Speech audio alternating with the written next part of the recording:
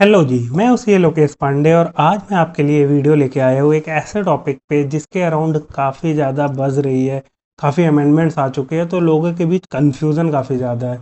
तो आज इस वीडियो से हम ट्राई करते हैं उस कन्फ्यूज़न को दूर करने की डिफरेंट डिफरेंट सिनेरियोज लेके।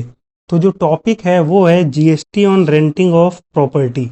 तो सर, क्या प्रॉपर्टी जब हम रेंट पे लेते हैं तो क्या उस पे जीएसटी लगती है? हाँ जी, बिल्कुल लगती है। तो किन किन सिनेरियोज में लगती है वो सब चीजें हम आज इस वीडियो में देखेंगे। तो सबसे पहले हम बात करें प्रॉपर्टी की, तो प्रॉपर्टी बेसिकली दो तरीके की होती है। एक होती है रेसिडेंशियल प्रॉपर्टी और दूसरी होती है कॉमर्शियल। अब जो जीएसटी की एप्लीकेबिलिटी भी है वो प्रॉपर्टी टू प्रॉपर्टी चेंज होती है, डिफरेंट डिफरेंट सिनेरियोज उनमें से बनते हैं। तो सबसे पहले हम बात करेंगे रेसिडेंशियल प्रॉपर्टी की। सर, रेसिडेंशियल प्रॉपर्टी क्या होती है? तो रेसिडेंशियल प्रॉपर्टी, अगर हम सिंपल टर्म्स में बोले तो ऐसी प्रॉपर्टी जिन प्रॉपर्टीज में हम रह रहे हैं, ये हमारा घर है, ये रेसिडेंशियल प्रॉपर्टी है। हम में से मैं यही सोचता हूँ कि मोस्टली सब घर पे ही रहते होंगे, दुकानों पे तो नहीं रहते होंगे। तो ये हमारी रेसिडेंशियल प्रॉपर्टी है। तो क्या सर रेसिडेंशियल प्रॉपर्टी में जीएसटी लगता है? हाँ जी, बिल्कुल लगता है। सर, क्या हर केस में जीएसटी लगता है? नहीं, हर केस में नहीं लगता। किन केसेस में लगता है उस पे ही आज हम डिस्कस करेंगे। तो सबसे बड़ी प्रॉब्लम तो ये है कि हमें जानना है एप्लीकेबिलिटी किन किन केसेस में है, और एक बार एप्लीकेबिलिटी पता चल गई तो किस मैकेनिज्म में लगेगा। मैकेनिज्म यानी हमें पता है जीएसटी में दो तरीके के मैकेनिज्म से टैक्सेबिलिटी होती है सर। एक होता है हमारा एफसीएम, जिसे हम प्यार से बोलते हैं फॉरवर्ड चार्ज मैकेनिज्म, और दूसरा होता है आरसीएम, जिसे हम बोलते हैं रिवर्स चार्ज मैकेनिज्म। ये क्या होता है? सर, एफसीएम में डायरेक्टली टैक्स पे करता है सप्लायर। सप्लायर रिसिपिएंट से टैक्स लेता है, चार्ज करता है और फिर गवर्नमेंट के पास जमा करा देता है। आरसीएम में रेसिपिएंट डायरेक्टली टैक्स पे करता है गवर्नमेंट को। तो ये दो मैकेनिज्म है हमारे जीएसटी में, हम सबको ये पता है। तो अब हम आते हैं सबसे पहले रेसिडेंशियल प्रॉपर्टी की एप्लीकेबिलिटी के बारे में, कि किन केसेस में रेसिडेंशियल प्रॉपर्टी में जीएसटी की एप्लीकेबिलिटी है। तो सबसे पहला जो हमारा सिनेरियो आ रहा है वो है रेसिडेंशियल प्रॉपर्टी अगर हम यूज कर रहे हैं रेसिडेंशियल पर्पस के लिए, यानी एक घर है और उस घर में हम रह रहे हैं, तो क्या इस सिनेरियो में जीएसटी एप्लीकेबल होगा या नहीं? तो जी जवाब है नहीं। यानी कि इस सिनेरियो में गवर्नमेंट ने एग्जम्प्ट कर रखा है, क्योंकि अगर यहाँ पे जीएसटी की एप्लीकेबिलिटी कर देती है गवर्नमेंट तो बेसिकली बहुत ज़्यादा हल्ला मच जाएगा लोगों के बीच। वैसे ही कॉस्ट ऑफ लिविंग हाई होती चली जा रही है, तो सोचिए आप लैंडलॉर्ड को अपने रेंट पे कर रहे हो, उसके साथ गवर्नमेंट कह दे कि भाई आपको 18% जीएसटी भी देनी है, तो कितना ज़्यादा आपके ऊपर बर्डन आ जाएगा। तो इस वजह से गवर्नमेंट ने इस केस में जीएसटी एग्जेम्प्ट कर रखी है। एग्जाम्पल जैसे मैंने दिया कि renting of an apartment for living purpose. अब आते हैं सेकेंड सिनेरियो में, वो क्या है? Residential property for business use. हाँ जी, बिजनेस यूज के लिए ऐसा होता है जी, बिल्कुल होता है। बहुत सी जगह आपने देखा होगा लोग ऑफिसेस रेंट पे, ऑफिसेज अपनी कहाँ पे बना लेते हैं? रेसिडेंशियल प्रॉपर्टी में बना लेते हैं, कोई घर रेंट पे लेते हैं और वहां पे फिर अपना ऑफिस ऑपरेट करते हैं। तो इस केस में गवर्नमेंट ने क्या बोला कि आप सर बिजनेस यूज के लिए उस प्रॉपर्टी को ले रहे हो, यानी कि वहां से आप इनकम जनरेट कर रहे हो, तो हम ऐसे तो आपको नहीं छोड़ेंगे, आपको यहाँ पे जीएसटी दे के जाना पड़ेगा। कितना? 18%। तो ये तो बात हुई एप्लीकेबिलिटी की। तो क्या इस केस में एप्लीकेबल है? हाँ जी, बिल्कुल एप्लीकेबल है। यूजेस क्या होना चाहिए? बिजनेस। लेकिन अब बात आती है मैकेनिज्म की। तो यहाँ पे गवर्नमेंट ने बोला कि सर, अब आप क्योंकि रजिस्टर्ड बिजनेस हो, बिजनेस यूजर हो, अब आपने किसी की रेजिडेंशियल प्रॉपर्टी ले ली तो जरूरी नहीं है, अब मेरा एक मकान है, मेरा कोई धंधा नहीं है, तो क्या मैं जीएसटी में रजिस्ट्रेशन लूंगा? नहीं लूंगा, अनलेस और अनटिल 10-20 लाख की लिमिट्स मैं ब्रीच नहीं करता हूँ। तो सर इस केस में तो गवर्नमेंट के पास रेवेन्यू जनरेट ही नहीं होता, क्योंकि सामने वाला जीएसटी में रजिस्टर्ड ही नहीं है। तो इस केस में गवर्नमेंट ने बोला कि टेनेंट यानी कि रजिस्टर्ड बिजनेस यूजर आप हो और आप यहाँ पे टैक्स जमा करोगे। बेसिकली टैक्स तो उसको ही देना था, लेकिन अब वो डायरेक्टली आपका रेसिपिएंट जो है वो डायरेक्टली सप्लायर यानी कि जो लैंडलॉर्ड है उसको टैक्स ना देके खुद अपनी जेब से 18% जीएसटी भरेगा रिवर्स चार्ज मैकेनिज्म में। अब आते हैं तीसरे केस में। तीसरा केस क्या है सर, आपकी एक रेसिडेंशियल प्रॉपर्टी है जो कि आपने रेंट पे दी हुई है रजिस्टर्ड पर्सन को, ठीक है। अब सर ऊपर और नीचे वाले केस में क्या डिफरेंस है सर, ऊपर वाले केस में आपने बिजनेस पर्पस के लिए दी थी, यहाँ पे रेसिडेंशियल पर्पस के लिए दे दी है। तो यहाँ पे गवर्नमेंट क्या बोल रही है कि सर यहाँ पे भी अब आपको टैक्स देना पड़ेगा 18%, और same logic reverse charge mechanism में पे करना पड़ेगा। रजिस्टर्ड इंडिविजुअल है जो कि जिसने प्रॉपर्टी रेंट पे ली हुई है। तो दो सिनेरियोज आए सर आपके। पहला सिनेरियो क्या है, प्रॉपर्टी दी गई है आपकी बिजनेस यूज के लिए, और दूसरा रेसिडेंशियल प्रॉपर्टी है रेसिडेंशियल यूज के लिए। किसको दी गई है सर, ये दी गई है रजिस्टर्ड पर्सन को, जिसको हम आरपी बोलते हैं, रजिस्टर्ड पर्सन को दी गई है। तो इन दोनों केसेस में सर जीएसटी एप्लीकेबल है एट द रेट 18%। अब आते हैं सर मिक्स्ड यूज प्रॉपर्टी, यानी कि एक घर है, मैं एक बिजनेस ओनर हूँ, मैंने घर किराए पे लिया, नीचे मैं ऑफिस चला रहा हूँ और ऊपर मैं रह रहा हूँ। तो ये हो गया सर आपका mixed use purpose, mixed use property. किसके लिए, रेसिडेंशियल और कॉमर्शियल दोनों के लिए। उस केस में जीएसटी आपकी एप्लीकेबल होगी? हाँ जी सर, बिल्कुल होगी।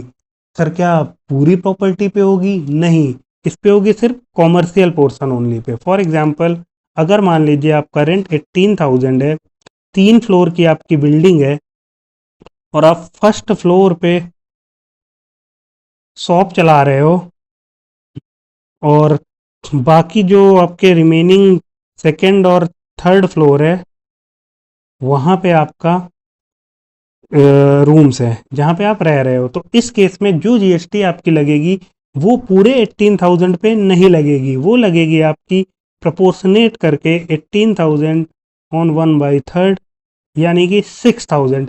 इस पे आपको जीएसटी पे करनी पड़ेगी। किस चीज पे? इस पे आपको जीएसटी पे करनी पड़ेगी फॉरवर्ड चार्ज मैकेनिज्म पे। यानी उसी केस में यहाँ पे लाइबिलिटी बनती है अगर आपने प्रॉपर्टी किसी ऐसे पर्सन से ली हुई है जो कि जीएसटी में रजिस्टर्ड है, उसका रेसिडेंशियल हाउस है, आप उसको कॉमर्शियल पर्पस के लिए भी यूज कर रहे हो और रेसिडेंशियल पर्पस के लिए भी यूज कर रहे हो। तो उस केस में जीएसटी फॉरवर्ड चार्ज मैकेनिज्म में वो रजिस्टर्ड पर्सन यानी कि आपका लैंडलॉर्ड लगाएगा।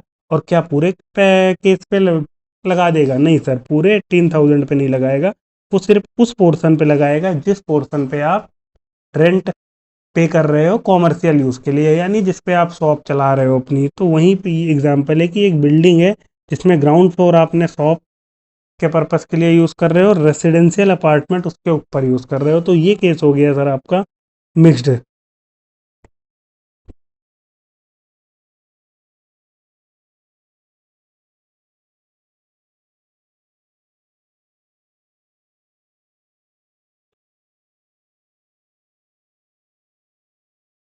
अब सर आती है बात, एक दिक्कत और आ रही थी सर कि मोस्टली इंडिया में अगर हम छोटे बिजनेसेस की बात करें तो वो प्रोप्राइटरशिप फॉर्म पे ही होते हैं।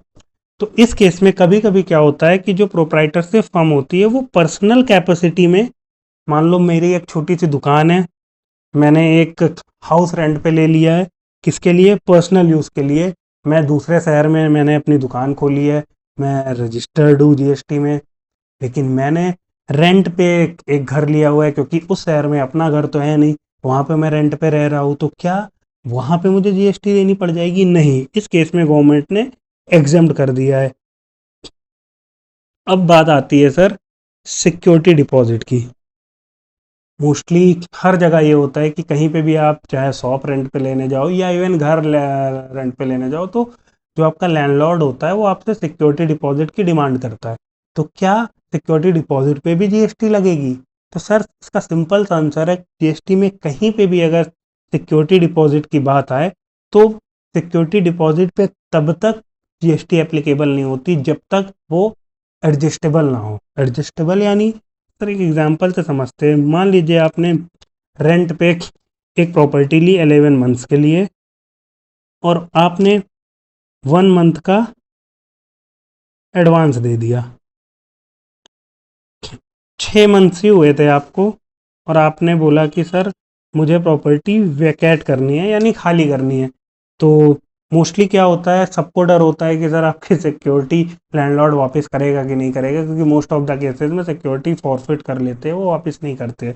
तो इस बंदे ने दिमाग लगाया कि उसने 6th मंथ के एंड में नोटिस सर्व कर दिया जीएसटी आपके लैंडलॉर्ड को कि साहब मैं अगले महीने ये प्रॉपर्टी खाली कर दूंगा। और अब लैंडलॉर्ड आता है कि साहब मेरा रेंट कहाँ है इस महीने का। तो वो बोलता है कि सर आपके पास मेरी सिक्योरिटी डिपॉजिट रखी हुई ना, हाँ जी है 1 महीने की, ठीक है, तो वही आपका रेंट हो गया। तो लोग ऐसे स्मार्ट प्ले करते हैं। तो अब यहाँ पे इस सिक्योरिटी डिपॉजिट पे जीएसटी लग जाएगा, क्योंकि ये सिक्योरिटी डिपॉजिट एडजस्ट हो चुकी है एज अ रेंट। तो सिक्योरिटी डिपॉजिट का केस की बात करें तो सिंपल सी बात है कि अगर rent as a rent adjustable है वो आगे, तो उस पर जीएसटी लगेगा, और जब तक एज अ सिक्योरिटी डिपॉजिट है तब तक जीएसटी नहीं लगेगा, क्योंकि बाद में security deposit most of the cases में वापस मिल जाती है। मतलब लीगली मिलना चाहिए, लेकिन हमारे लैंडलॉर्ड साहब फॉरफिट कर लेते हैं, कुछ ना कुछ बहाना बना के कि आपने पेंट खराब कर दिया, आपने बहुत कुछ कर दिया। I am very much experienced of this scenario, that's why I am telling you. Okay sir, अब अगली बात आती है, केस आता है सब लीजिंग ऑफ रेसिडेंशियल प्रॉपर्टी। यानी एक आपने प्रॉपर्टी रेंट पे ली और आगे आपने फिर से रेंट पे दे दी, तो इस केस को बोलते हैं सर हम सब लीजिंग। इस केस में गवर्नमेंट ने क्या बोला है कि अगर टेनेंट सब लीज करता है रेसिडेंशियल प्रॉपर्टी दूसरे टेनेंट को, किस लिए सर, रेसिडेंट यूज के लिए, रेसिडेंशियल यूज के लिए, तो सर जीएसटी नहीं लगेगी, एग्जेम्प्ट है। ठीक है सर। अब एक और केस आता है, रेंट आप कर रहे हो सर अनरजिस्टर्ड पर्सन को। आप एक जीएसटी हो, आप एक रजिस्टर्ड पर्सन हो, आप रेंट, आप हाउस रेंट पे दे रहे हो किसको, एक ऐसे पर्सन को जो रजिस्टर्ड जीएसटी में नहीं है। किस केस के लिए, रेसिडेंशियल पर्पस के लिए। तो ऐसे केस में जीएसटी एग्जेम्प्ट हो जाएगी, यहाँ पे जीएसटी नहीं लगेगी। सिंपल सी बात है सर। मान लो आप क्या कोई लैंडलॉर्ड है, उसका बिजनेस है, वो जीएसटी में रजिस्टर्ड है, आप उसके पास रेंट पे मकान लेने जाते हो और वो कहता है कि साहब सरकार ने बोला है कि इसमें जीएसटी लगेगी, तो इस तरीके से अगेन आपकी कॉस्ट ऑफ लिविंग बढ़ जाएगी। तो इस केसेस में गवर्नमेंट ने यहाँ पे एग्जाम कर रखा है, अगर आप किसी को भी प्रॉपर्टी रेसिडेंशियल पर्पस के लिए देते हो और वो पर्सन अनरजिस्टर्ड है जीएसटी में। ठीक है। अब सर बात आती है प्लेस ऑफ सप्लाई की। प्लेस ऑफ सप्लाई क्यों ज़रूरी होती है सर? प्लेस ऑफ सप्लाई ज़रूरी होती है डिटरमाइनिंग सीजीएसटी, एसजीएसटी और आईजीएसटी। यानी कि आपके जो ट्रांजैक्शन है उसमें सीजीएसटी लगे या एसजीएसटी लगेगा या आईजीएसटी लगेगा। तो वो किस पे डिपेंड करेगी सर? लोकेशन ऑफ प्रॉपर्टी पे। यानी एक बंदा है जो यूपी में रहता है लेकिन उसकी प्रॉपर्टी उत्तराखंड में है, तो डिटरमाइन उसके कहाँ रहता है इससे नहीं होगा, डिटर्मिनेशन होगा वो प्रॉपर्टी कहाँ पे, उत्तराखंड पे है। तो क्योंकि वो यूपी में रह रहा है और उत्तराखंड में प्रॉपर्टी है, तो इस केस में आईजीएसटी लग जाएगा। तो सर ये तो रहा हमारा केस, ये तो हमारा केस रहा कि रेसिडेंशियल प्रॉपर्टी में कब कब जीएसटी एप्लीकेबल है और कब कब जीएसटी नहीं एप्लीकेबल है। तो आई होप कि आपको रेसिडेंशियल प्रॉपर्टी से रिलेटेड जितने भी डाउट्स और इश्यूज होंगे वो क्लियर हो गए होंगे। कोई आपको और डाउट या इश्यूज है तो आप कमेंट कर सकते हो और मैं आपको उसका रिप्लाई दे दूंगा। अब आती है बात सर आपकी कॉमर्शियल प्रॉपर्टी। बेसिकली जो अभी 54th जीएसटी काउंसिल मीटिंग हुई है, चेंजेस उसमें इसी कॉमर्शियल प्रॉपर्टी में आए हैं। कॉमर्शियल प्रॉपर्टी के ट्रांजैक्शन में चेंज आया है। तो सर पहले की मैं बात करता हूँ कि सिंपल सा केस लेते हैं, इसमें 3 ही केसेस है और स्टार्ट करते हैं हम। पहला केस है कि अगर सर्विस सप्लाई कर रहा है रजिस्टर्ड पर्सन यानी लैंडलॉर्ड रजिस्टर्ड है, टेनेंट भी रजिस्टर्ड है तो सिंपली फॉरवर्ड चार्ज मैकेनिज्म में लैंडलॉर्ड आपका जीएसटी लगा देगा। दूसरा केस, फिर से लैंडलॉर्ड आपका रजिस्टर्ड है लेकिन रेसिपिएंट इस बार अनरजिस्टर्ड है। इस केस में अगेन रेसिपिएंट से कोई मतलब नहीं है, वो अनरजिस्टर्ड भी होगा तो चल जाएगा। अगर लैंडलॉर्ड रजिस्टर्ड है तो फिर से वो एफसीएम में जीएसटी लगाएगा। लास्ट केस, जिस केस में चेंजेस आए हैं, प्रपोज किया गया है सर 54 जीएसटी काउंसिल मीटिंग में, नोटिफिकेशन इसकी आ जाएगी और होपफुली 1 अक्टूबर 2024 से ये एप्लीकेबल भी हो जाएगा। एज ऑफ नाउ अभी कोई गवर्नमेंट की नोटिफिकेशन नहीं आई है। तो केस क्या है सर? केस है कि अगर सर्विस सप्लायर यानी कि जो आपका लैंडलॉर्ड है वो क्या है सर? आपका वो अनरजिस्टर्ड पर्सन है और टेनेंट टेनेंट आपका रजिस्टर्ड पर्सन है। इस केस में अभी तक पहले के सिनेरियोज में जीएसटी नहीं लगता था, एग्जेम्प्ट था, लेकिन अब गवर्नमेंट ने यहाँ पे चेंज किया है और अब आने वाली नोटिफिकेशन से यहाँ पे आरसीएम में टैक्स पे करना पड़ेगा सर आपके टेनेंट को, क्योंकि टेनेंट क्या है? रजिस्टर्ड है। अब एग्जाम्पल की बात करें तो सर सिंपल सी बात है, मेरे पास कुछ पैसे आए, मैंने शॉप खरीद ली। शॉप अब कॉमर्शियल प्रॉपर्टी हो गई है, तो मैंने एक शॉप खरीदी और मेरे पास एक जीएसटी का में रजिस्टर्ड पर्सन आया कि साहब मुझे शॉप रेंट पे चाहिए, क्योंकि मैंने शॉप ली है तो बेसिकली रेंट पे देने के लिए ही ली होगी, तो मैंने उस शॉप को रेंट पे दे दिया। तो पहले के केस में क्योंकि मैं अनरजिस्टर्ड पर्सन था, यहाँ पे जीएसटी की एप्लीकेबिलिटी नहीं थी, लेकिन गवर्नमेंट को रेवेन्यू का लीकेज लग रहा था। उन्हें S V all know that कि गवर्नमेंट को कितनी ज़्यादा हर चीज़ में उनको टैक्स चाहिए, तो यहाँ पे गवर्नमेंट ने सोचा कि सर रेवेन्यू लीक हो रहा है हमारा, तो लाइबिलिटी किस पे डाल दी? अब इस टेनेंट पे डाल दिए कि आप लेने जा रहे हो सर प्रॉपर्टी, तो अब सामने वाला अगर अनरजिस्टर्ड है तो आप यहाँ पे आरसीएम पे टैक्स पे करोगे। किस रेट पे? At the rate 18%। तो सर जो बेसिकली अभी तक एक जगह जहाँ पे एग्जेम्पशन था कॉमर्शियल प्रॉपर्टी में, अब गवर्नमेंट ने वहाँ पे एग्जेम्पशन ख़त्म कर दिया है। तो याद रखिए, अगर आप बिजनेस ओनर हैं और आपने कोई भी कॉमर्शियल प्रॉपर्टी रेंट पे ली है तो आपको जीएसटी पे करना पड़ेगा। अब केस पे डिपेंड करता है, अगर आप रजिस्टर्ड है, अगर सामने वाला रजिस्टर्ड है तो सर सामने वाला एफसीएम में पे कर देगा। बट अगर सामने वाला अनरजिस्टर्ड है जिससे आप प्रॉपर्टी ले रहे हो तो आपको फिर आरसीएम पे टैक्स पे करना पड़ेगा। तो सर इस टैक्स से रिलेटेड इसकी ये जो चेंजेस आए हैं, इससे रिलेटेड मैंने एक अपने लिंक्डइन में भी पोस्ट किया था। तो बेसिकली इससे इन्फ्लेशन आपका बढ़ेगा ही, कम नहीं होगा किसी भी कीमत पे, क्योंकि कई रीजंस है इसके। अगर मैं सिंपली बात करूँ तो एक तो ऑपरेशनल कॉस्ट बढ़ जाएगी। अब ये 18% अगर जीएसटी लग रहा है तो प्रॉपर्टी में सामने वाला बेसिकली ज़्यादा दे रहा है 18% रेंट से, तो एक तो ये ऑपरेशनल कॉस्ट लग जाएगी, क्योंकि अंत में एंड कंज्यूमर को ही टैक्सेस भुगतने पड़ते हैं, ये सच्चाई है। कैश फ्लो के काफ़ी चैलेंजेस आएंगे, कंप्लायंस बर्डन एक बढ़ जाएगा और रजिस्टर्ड पर्सन के लिए, और sir small and medium enterprises में भी काफ़ी ज़्यादा इफेक्ट होगा, क्योंकि रेंटल कॉस्ट और कंप्लायंस कॉस्ट बढ़ जाएगी। तो इससे काफ़ी उनकी एबिलिटी में फ़र्क आएगा कि how they compete and expand. तो सर ये तो वीडियो रही हमारी आज इस टॉपिक पे कि जो हमारी इमूवेबल प्रॉपर्टीज़ को हम रेंट के पर्पज़ पे लेते हैं तो किन सिनेरियोज़ में जीएसटी लगता है, किन सिनेरियोज़ में नहीं लगता है, कहाँ पे हम आरसीएम में पे करते हैं और कहाँ पे एफसीएम में। अगर आपको ये वीडियोस पसंद आई हो, कुछ आपको इंसाइटफुल लगी हो, तो आप मेरा चैनल डेफिनेटली सब्सक्राइब करिएगा, लाइक करिएगा वीडियो, और आपके कोई भी डाउट्स है तो आप कमेंट करिएगा, मैं उस कमेंट का आंसर आपको ज़रूर दूंगा। Till then, thank you.